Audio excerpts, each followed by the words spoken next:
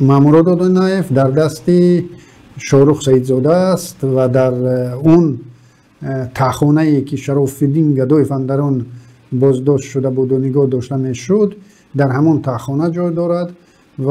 ما میخواستیم حاضر شراف‌الدین گدایف در این مورد پرتر معلومات دهد.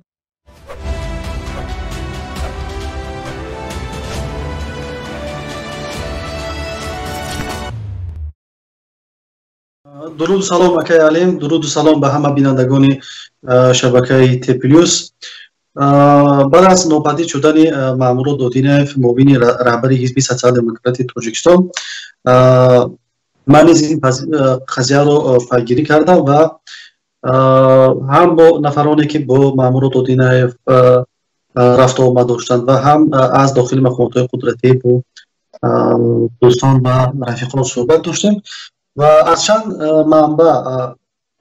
این عملیات از جانب شاروخ سیدزاده گزارنده شده است، تصدیق خود را یافته است و حالا که در دست خود شاروخ سیدزاده قرار دارد، البته این تصدیق خود را پیدا کرده است. اما حالا در کدام حالت قرار دارد، انا همینش برای ما خیلی تشویش آور است، چون چند پیش با کارمندان وزارت کارهای داخله در تماس بودم. آنها یک خبر بسیار ناخوش با من رساندند، گفتند که در بین کارمندان وزارت کارهای داخله بعضی گپ ها هست که گویا که به شکنجه تاب نآورده و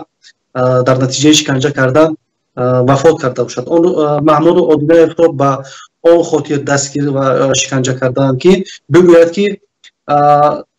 با سپارشی که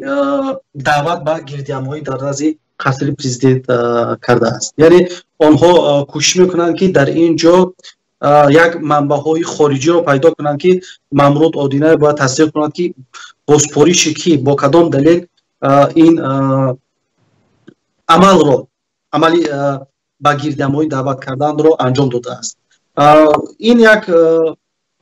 آوازه های است که در بین خود کارمندان مقاماتی قدرتی تاجیکستان. اما ما کوشش کردیم که این مسئله را از دیگر جاها تصدیق کنیم و پیدا کنیم و معلومات های بیشتر پیدا کنیم، چون دیگر قضیه را به چنان مخفی کردند که دیگر کسی نمیداند که واقعا در کجا قرار